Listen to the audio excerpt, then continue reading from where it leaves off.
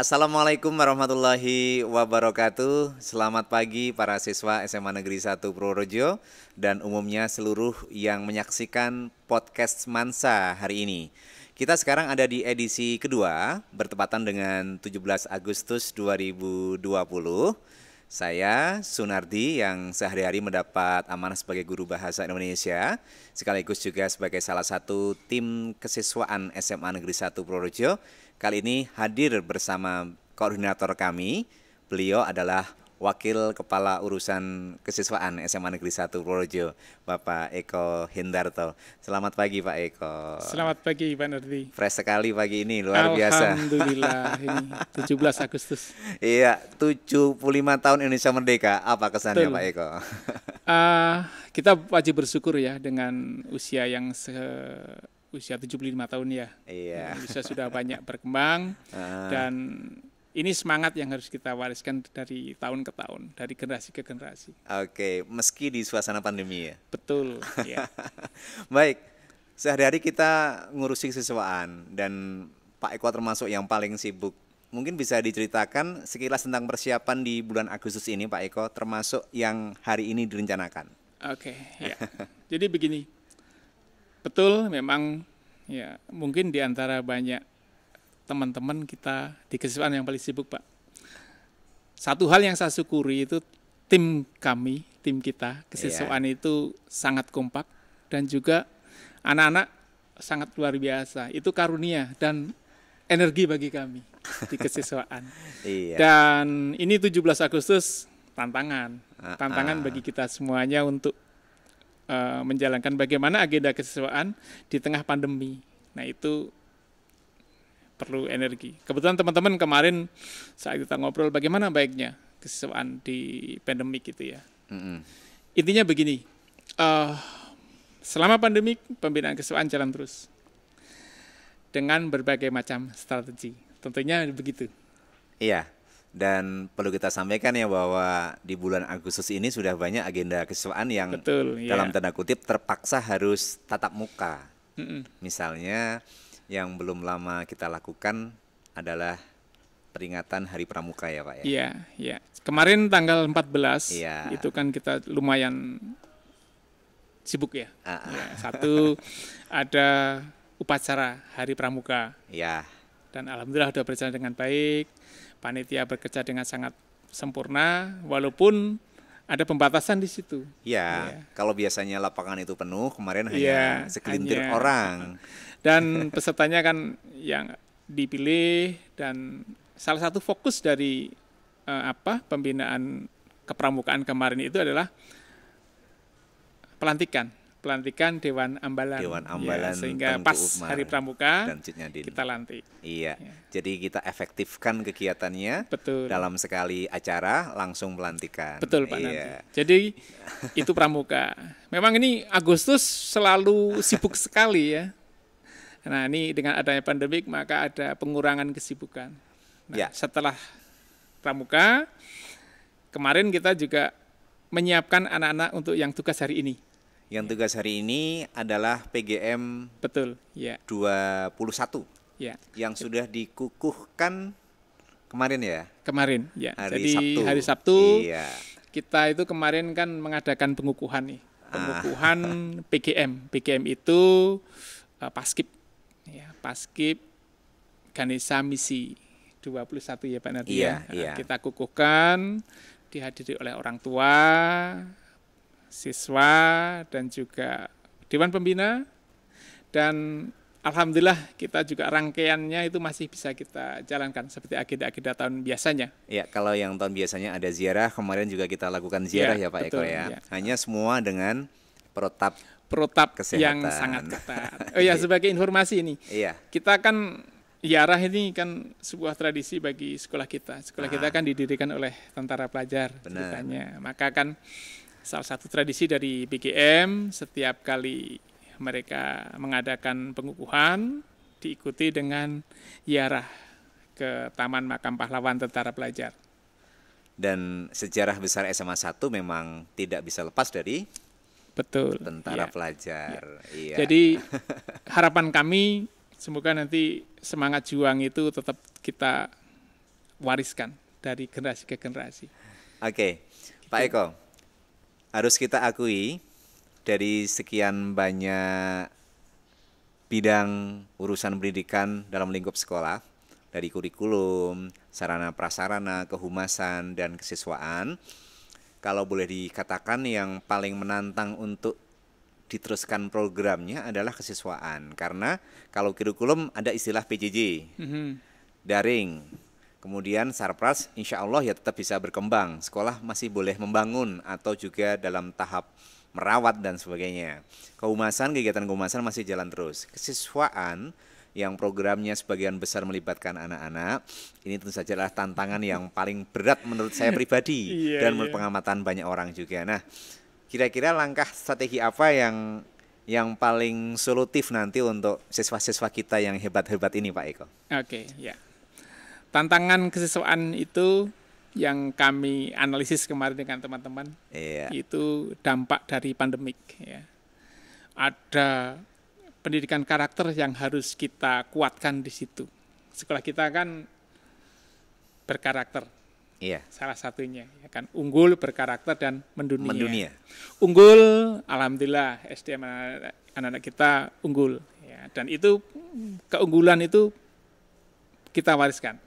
Yang kedua karakter, Pak Nardi. Jadi pembinaan karakter itu perlu kita kuatkan lagi, terutama dengan adanya pandemi. Kalau kita tidak waspada ini kacau ini, ya. Maka karena ketika anak tidak kita openi, maka pendidikan karakter nanti bisa jadi hal yang mengkhawatirkan di masa datang. Sudah ada yang memang underestimate atau tidak yakin kalau PJJ terus, anak tidak diizinkan ke sekolah berkegiatan, anak hanya fokus ke HP, ke laptop, jangan-jangan nanti anak menjadi antisosial, jangan-jangan anak menjadi karakternya kurang. Nah ini yang untuk kesiswaan sendiri yang di sana ada pelatihan pengembangan bakat minat kan memang tantangan luar biasa itu Pak Eko. Ya, jadi begini,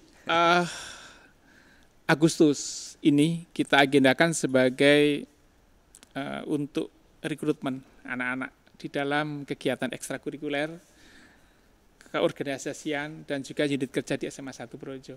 Berarti study day yang baru ini, di Agustus ini sudah harus segera menentukan pilihan ekskulnya gitu? Betul, mereka memilih apakah mengikuti ekstrakurikuler yang berupa pengabdian ataupun pengembangan bakat dan minat, dan juga ketertarikan mereka untuk mengikuti organisasi yang ada di SMA 1 Projo. Nah, setelah strategi yang Agustus selesai, nanti di akhir Agustus kita mengadakan evaluasi apa saja yang sudah kami dapatkan, dan nanti insya Allah September kita sudah bisa melakukan pembinaan kesiswaan melalui ekstrakurikuler, keorganisasian, dan sebagainya, tentu saja dengan mengikuti protap COVID. Jadi anak-anak khususnya yang study di baru kelas 10 jangan khawatir ini dengar ya tadi ya. Ada nggak yang masih merasa belum mengikuti kuesioner itu pilihan ekskul? Kalau ada, segera aja dipilih untuk didata ya. Kami memang harus melakukan pendataan sehingga program ekskul bisa langsung berjalan ya Pak Eko ya. Ya, betul. Iya. Jadi begini Pak Nardi, jadi ekskul itu kita bagi jadi 3. Ya. Yang pertama ekstrakurikuler wajib. Ya, ekstrakurikuler wajib itu semua orang anak SMA 1 Projo wajib mengikuti ekstrakurikuler tersebut. Dan ekskulnya adalah pramuka. Yes. Ya. Jadi mau tidak mau ketika masuk SMA 1 semua orang harus ikut kegiatan ekstrakurikuler pramuka. Yang kedua Pak Nardi, kita punya ekstrakurikuler yang namanya ekstrakurikuler pengabdian. Ini ekstrakurikuler yang kami pilih ya, karena mereka akan mendapatkan tugas selama 1 tahun ke depan. Dan tugasnya istimewa ya? Tugasnya istimewa. Tetapi ini seandainya tidak masuk ke situ masih banyak yang bisa diikuti ya. Yang pertama, di pengabdian kita punya yang tadi sudah kita sampaikan, sudah kita kukuhkan, itu kan PGM. Yang pertama, pasukan pengibar bendera yang kita sudah kukuhkan kemarin. Mereka akan bertugas sebagai petugas pengibar bendera utama di dalam kegiatan-kegiatan yang penting di persekolahan. Benar.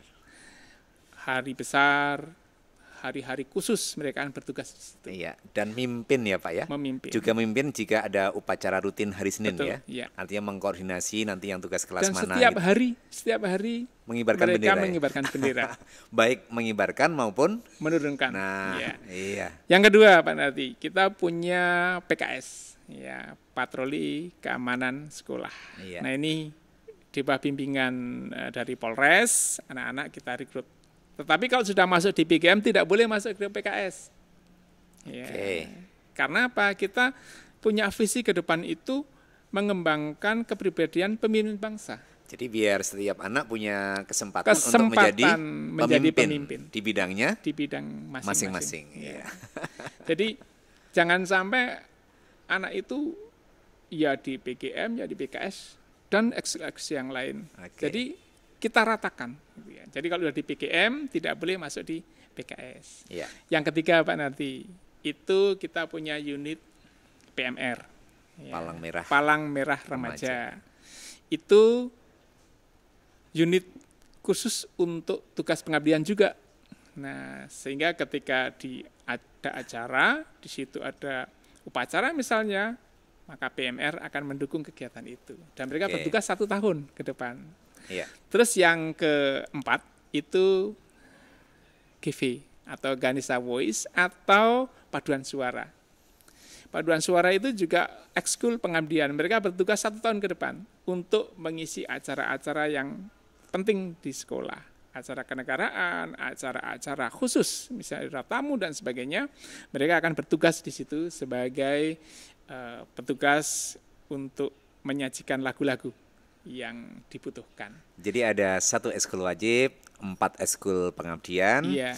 dan kalau tidak salah ada kurang lebih 26 Betul, ekskul pengembangan bakat minat ya. Bakat minat. Termasuk yang sekarang bantu kita ini ada ekskul GLC namanya. Kita punya Iya. 20-an ekskul. Kita bagi ada yang olahraga Pak Nardi. Iya. Ada ekskul olahraga. Kemudian ada ekskul yang bernuansa seni. Ada karawitan, ada seni tari, ada drama, MC. Iya. Nah, kemudian namanya. ya, kemudian ada yang untuk seni dokumentasi. Kita punya GLC, Ganesha Lens Club. Ini hari ini podcast kita ini produknya GLC. Iya, dan tiap upacara atau apapun momen kita gitu ya, selalu melibatkan mereka ya. Betul. Dan tahun ini kita lahirkan 1 lagi baru. Oke. Ya, kita bikin ekskul baru namanya aeromodeling. Wow. Sebetulnya udah kemarin, Ya. tahun kemarin, cuma kita mau launching ketabrak COVID datang, Sehingga maka kita resminya undur sampai sini. Mulai tahun ini ya Pak Eko ya. Iya, tahun ini. Dan insya Allah nanti kita disupport sama Akademi Angkatan Udara. Amin. Ada alumni di sana. Karena memang alumni kita juga di sana Iya, banyak ya. iya. Jadi begitu. Alhamdulillah ini karunia juga teman-teman Iya. ya. Oke. Iya.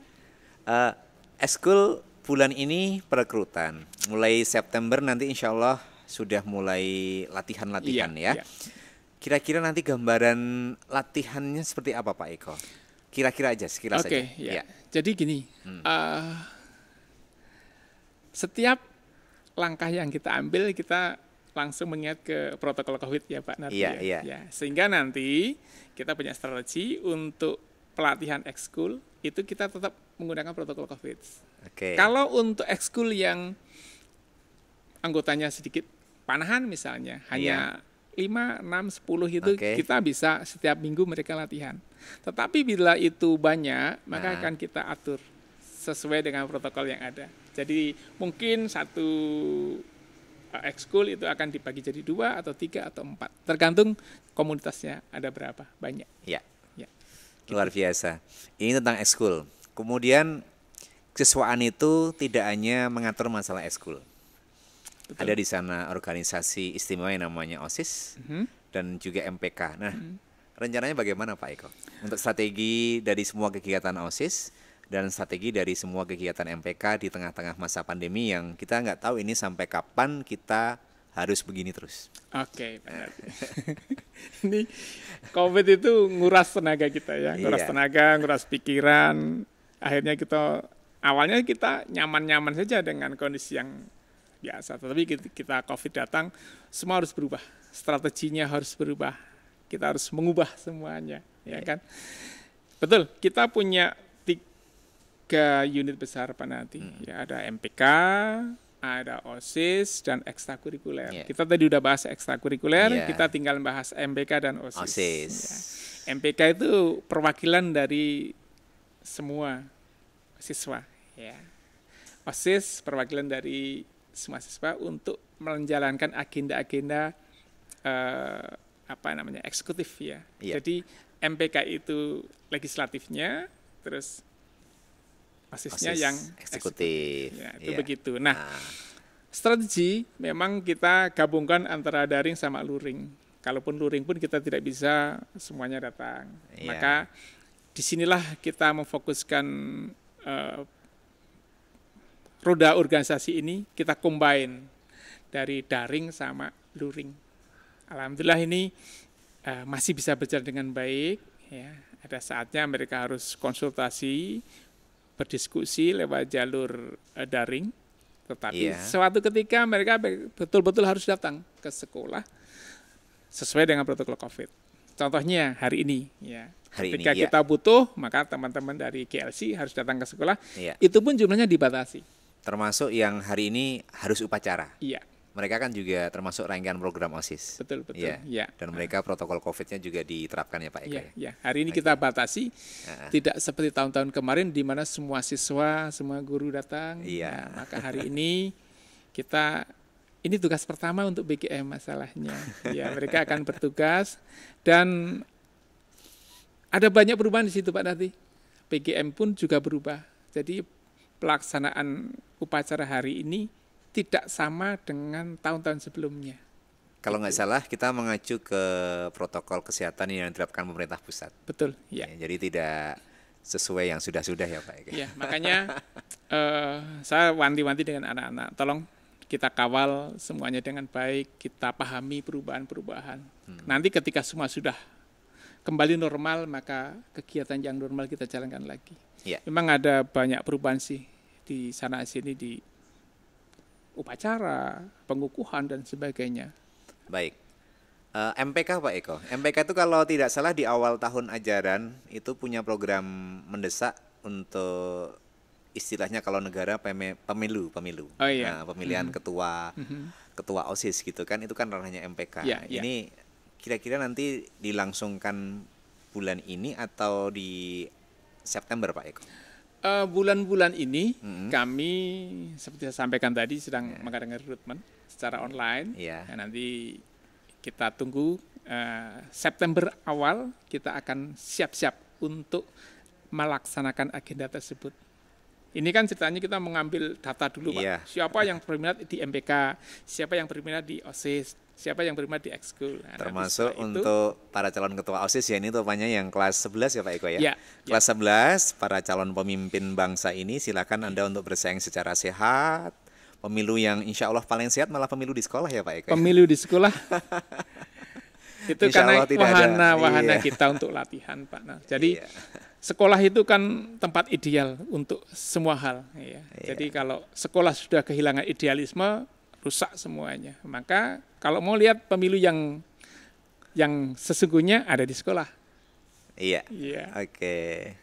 Sayang sekali kita dibatasi oleh waktu, tapi masih ada beberapa menit lagi ya, saudara operator ya dari tim GLC ya. Baik, anak-anakku di rumah, utamanya kelas 10, perlu kalian tahu bahwa hari ini adalah edisi kedua dan tolong podcast setiap pukul 7 hari Senin wajib diikuti untuk seluruh siswa. Jadi ikuti dulu podcast sebelum KBM daring dimulai dan materi tiap minggu nanti akan berganti sambil Anda mungkin mengenal semua manajemen sekolah, program sekolah dan program-program yang akan dijalankan oleh SMA Negeri 1 Projo sesuai visi dan misi.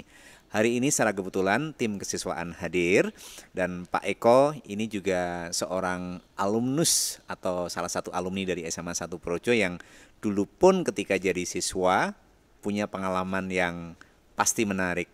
Sedikit flashback memori Pak Eko selama Pak Eko dulu di sekolah ini Pak. Mungkin untuk memotivasi utamanya yang kelas 10 ini. Ada kesan mendalam apa sehingga secara otomatis memang, mohon maaf, grade Pak Eko dibanding yang lain menurut saya pribadi memang tetap di atas rata-rata. Berarti hasil didikan SMA 1 itu memang luar biasa ya Pak Eko ya. Gini, jadi sering saya sampaikan kepada siswa ya, adik-adik saya juga sih. Iya.